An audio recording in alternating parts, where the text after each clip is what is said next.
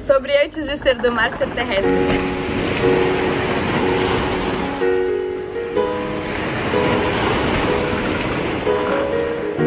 Eu nunca deixarei de ser uma pessoa terrestre, como todas as pessoas são, porque antes da gente poder partir, antes da gente poder navegar, antes da gente poder deixar a terra, a gente precisa ter uma terra de onde partir.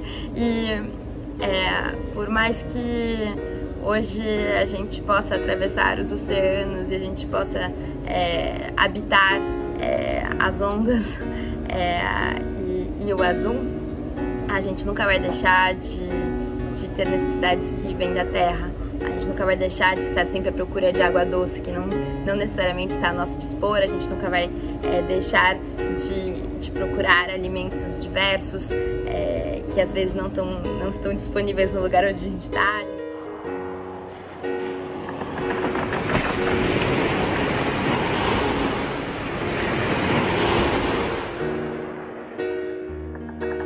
Vai deixar de ter saudade, a gente nunca vai deixar de ter medo, a gente nunca vai deixar de pensar nas pessoas que a gente ama e que a gente quer bem e que não estão conosco dentro do barco. Só é possível a gente atravessar os oceanos porque existem máquinas que a gente criou. E quando eu falo a gente, eu falo os humanos que vieram muito, muito, muito antes de nós. Pescadores, indígenas, os navegadores portugueses que inventaram não só os barcos, mas grandes técnicas de navegação para poderem ir para longe da costa e voltar, apesar de não ver terra nenhuma durante muitos dias.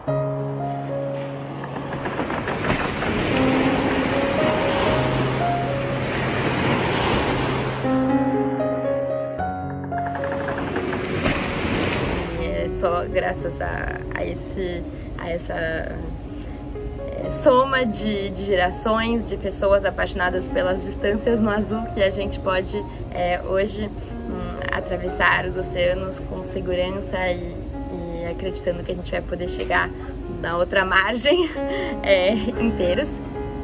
Eu gosto muito disso e não sei exatamente porquê, talvez porque eu cresci acreditando que a navegação valia muito. Valia às vezes mais do que alguns minutos que a gente poderia ter com a nossa família. Meu pai, ele partia da nossa casa e ele ficava muitos meses em lugares que a gente não conhecia, que lugares que ele próprio não saberia descrever, senão com coordenadas e outras maneiras abstratas de encontrar uma posição dentro da superfície do planeta. Essa ausência do meu pai em casa me deu vontade de um dia ir conhecer esses amigos que ele fazia e com quem ele passava o tempo dele quando ele não estava conosco.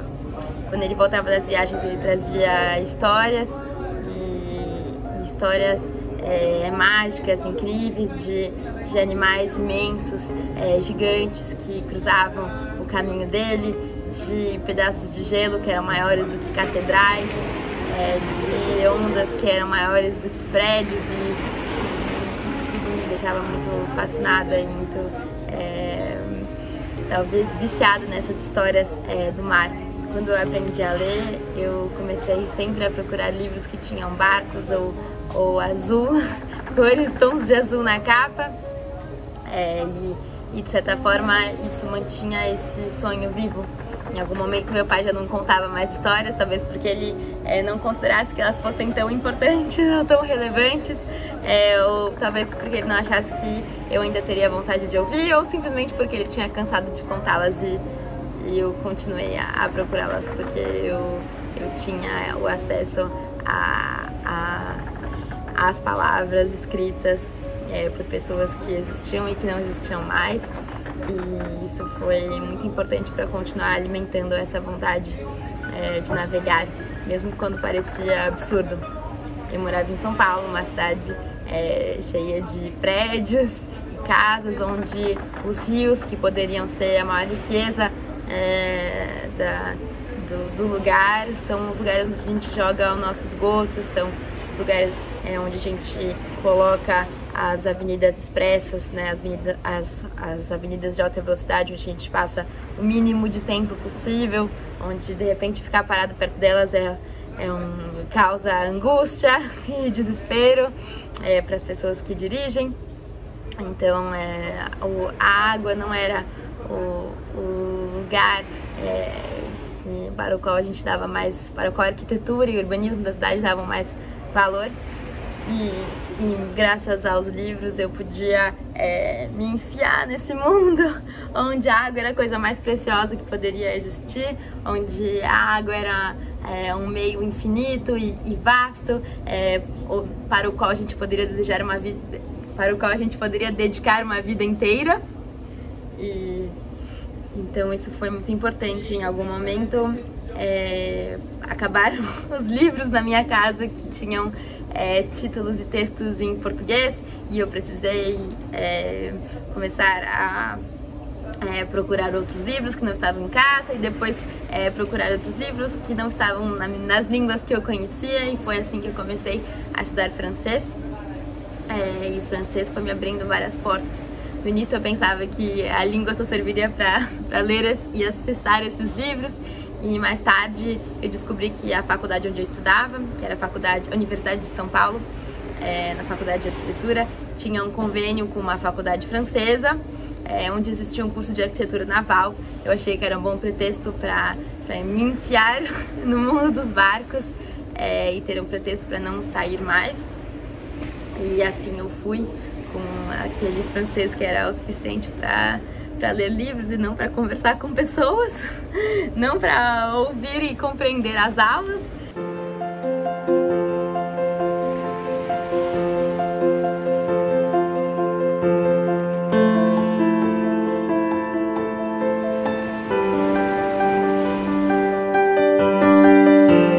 Mas a França me deu talvez um empurrão a mais, por ser um país que tem muito orgulho da própria língua e que não muda a língua para falar com pessoas que não falam ela.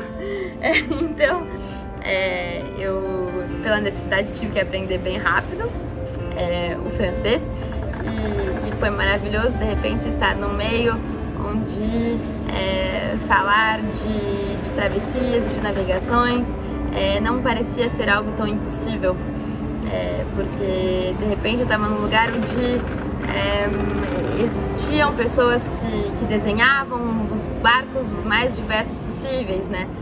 De repente as travessias não eram mais uma questão de possibilidade ou não, eram mais uma questão de qual forma a gente dará para as máquinas que vão levar essas pessoas a atravessarem essas distâncias, esses lugares.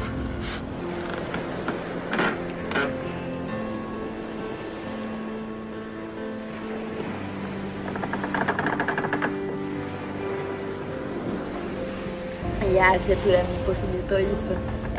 Ela, de certa forma, pegava os grandes desafios, pegava as grandes dúvidas e as grandes perguntas, e ao invés de se perguntar se era possível ou não, ela buscava as respostas concretas de como dar os meios para uma pessoa atravessar aquele desafio, para vencer aquele sonho ou aquela vontade. Então isso foi muito mágico, e por isso eu decidi terminar a minha graduação lá também.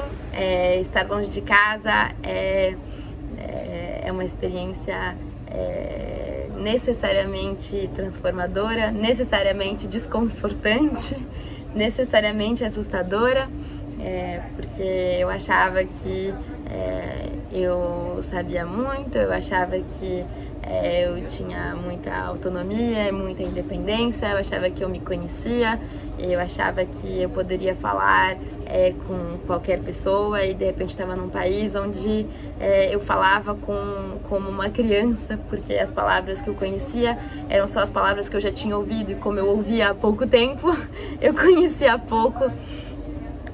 De repente a minha maneira de me vestir não era mais conforme a maneira de vestir daquele lugar. Então minhas roupas eram estranhas, a minha maneira de sorrir para muitas pessoas, de abraçar, de tocar eram muito estranhas, de cumprimentar eram muito estranhas. Então eu me senti uma pessoa fora daquele lugar, e por me sentir fora daquele lugar eu também estava disposta a mudar. E é estranho quando a gente chega numa casa com uma cama e uma pia e um espelho, e a gente tem que rapidamente acreditar que aquele lugar é o nosso lar.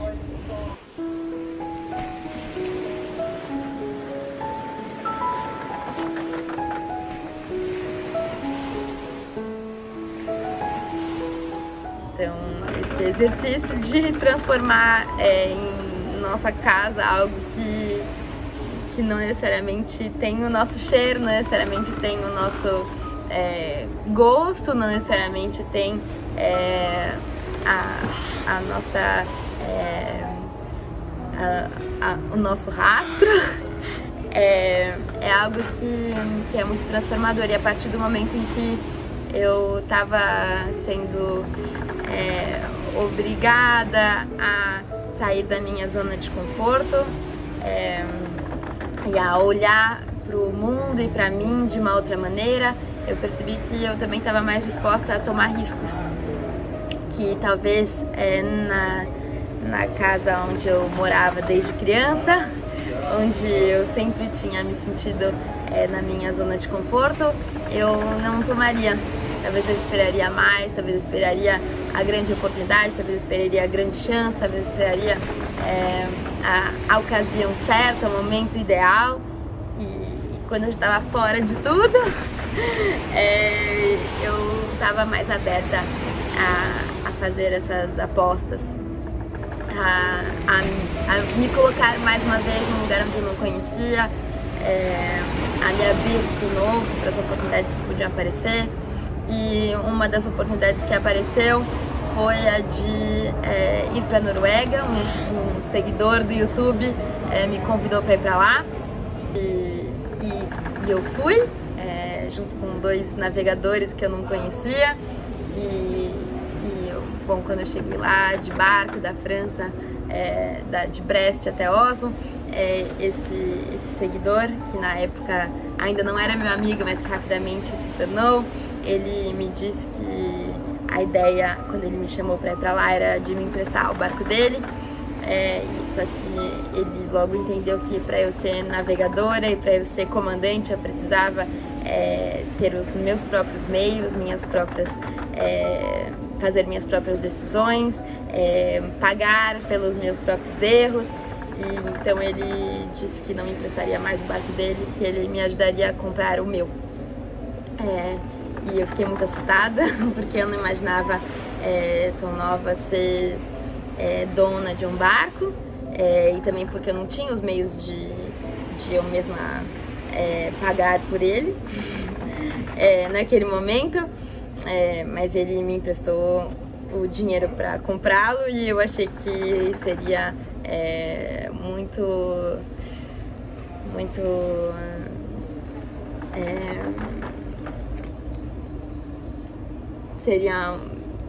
seria um desperdício da minha parte recusar essa oportunidade que me estava sendo dada por essa pessoa. O Henrique se tornou um grande amigo, não só porque ele acreditou nesse sonho mais do que eu mesma naquele momento, mas também porque ele sempre esteve ao meu lado ao longo de toda a viagem. Ele me ajudou a preparar esse barco, ele me ajudou a encontrar os portos no caminho, ele se mantinha em contato comigo ao longo de toda a travessia, me mandava as previsões meteorológicas, me dava conselhos, me dizia, me encontrava maneiras de resolver problemas que apareciam, de consertar objetos que quebravam à distância. Então, e também conversava comigo quando eu estava muito triste, com muitas saudades.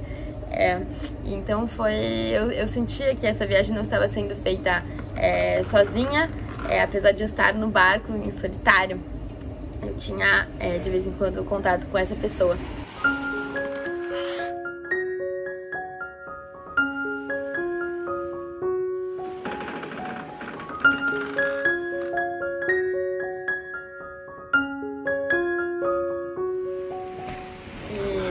foi talvez o momento onde eu percebi também que eu tinha crescido, porque as opiniões dos meus pais não importavam mais tanto, ou não eram tão definitivas ou definidoras.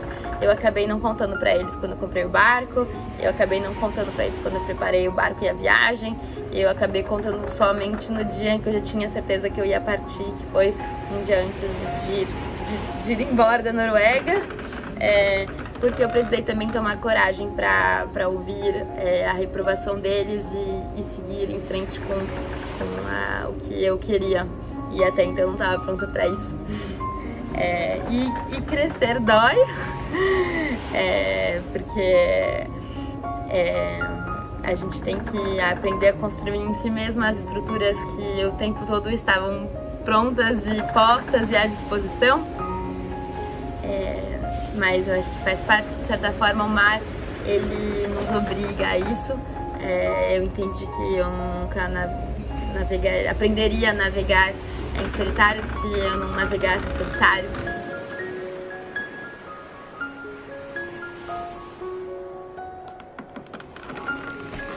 Então é aquele momento onde o pássaro é obrigado a voar uma vez que ele já pulou do ninho. Você pula do ninho, você pula do penhasco, você é obrigado a aprender a voar, porque você não tem outra escolha, e é dolorido, porque o tempo todo ele soube que ele podia contar com a terra e de repente a terra não tá mais lá. Então foi um pouco assim. Eu acho que é súbito, porque o mar ele não tá nem aí pra nossa idade, né? Ele não liga para quantos anos a gente tem, ele não liga para a experiência prévia que a gente tinha ou não, ele não liga para o nosso nome ou o nosso sobrenome, ele não liga para se a gente é homem, se a gente é mulher, se a gente tem um gênero que não existe, para o qual não existe definição ou que existe. Ele não liga para nossa cor, para nossa raça, para o nosso tamanho, para se a gente tem duas mãos ou se a gente não tem nenhuma. Então o tempo todo a gente tem que se adaptar ao contexto que nos é apresentado e que para o qual a gente talvez não esteja pronto, mas a gente tem que estar de alguma maneira.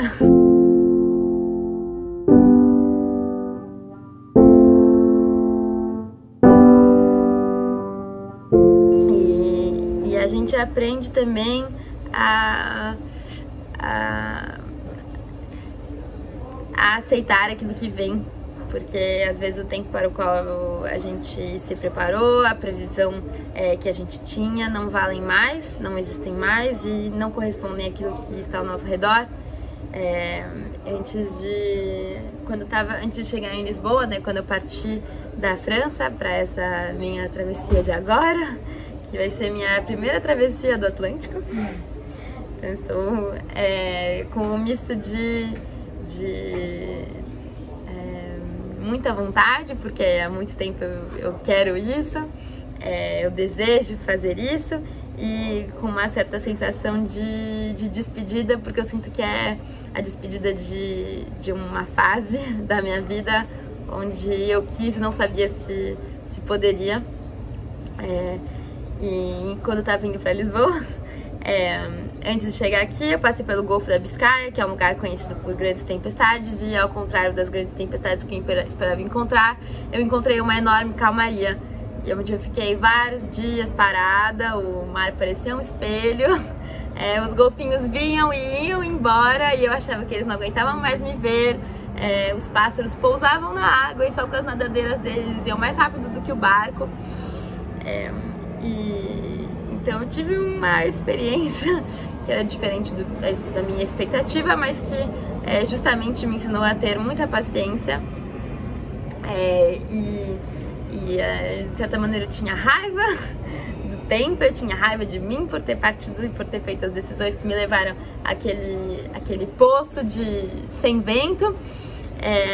E ao mesmo tempo eu pensava o que haveria de bom naquela situação, e uma das coisas que havia de bom era que talvez nenhuma outra pessoa no planeta Terra naquele momento tinha tanto tempo para apenas olhar para o céu.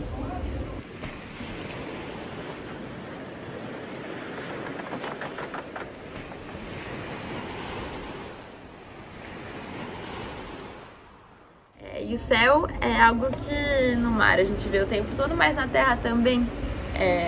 Na terra a gente tem acesso a ele, todas as pessoas têm. Por mais que muitas pessoas trabalhem em fábricas fechadas o dia inteiro, dentro de edifícios sem janela, o céu em algum momento ele aparece, em algum momento ele tá lá, às vezes quando a gente cruza a rua, às vezes quando a gente vai pegar um ônibus, às vezes quando a gente vai regar plantas no jardim, se existe jardim na nossa casa, na casa de alguma pessoa que a gente conhece. Então o céu ele é algo que é um elemento muito forte no mar, ele até ocupa a nossa visão mais do que a própria água quando a gente está navegando, e ele está presente na vida de todos nós.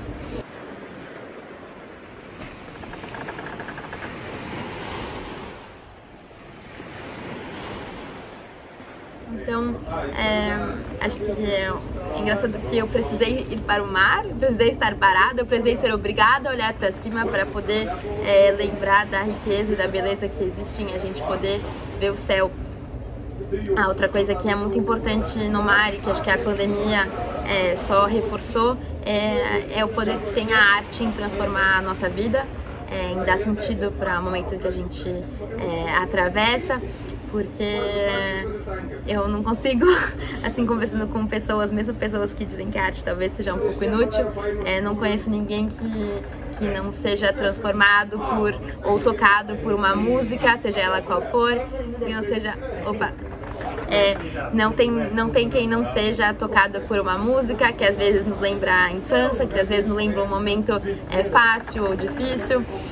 Não tem quem não seja tocado ou impactado por uma foto, e as pinturas também têm esse poder, os desenhos também têm esse poder, os filmes, as histórias, e eu acredito muito no poder das histórias, nas suas múltiplas formas, porque eu sei que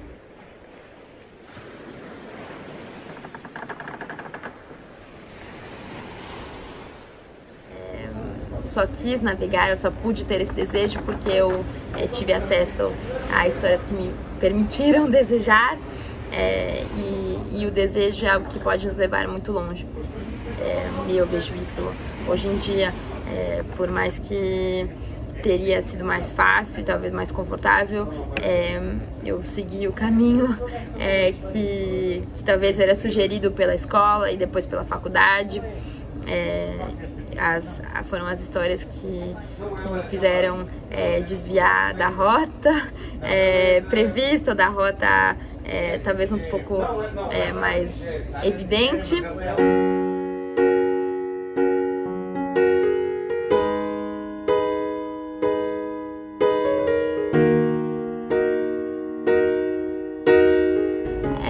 Eu não sei se eu estou na posição ideal para dar conselhos para outras pessoas.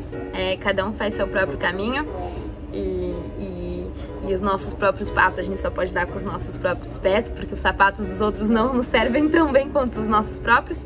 Mas eu penso para mim mesma que eu gosto de todos os dias tomar algum risco ou fazer alguma pequena coisa que me dá medo, e às vezes é dizer pra alguém que eu amo, às vezes é fazer uma ligação pra uma pessoa que eu gosto e que eu não tenho certeza se gostará de mim, às vezes ir um pouco mais longe do que eu ia de costume, às vezes tentar usar um meio de transporte que eu nunca usei, às vezes ler um livro que eu não tinha que eu não tinha certeza se gostaria.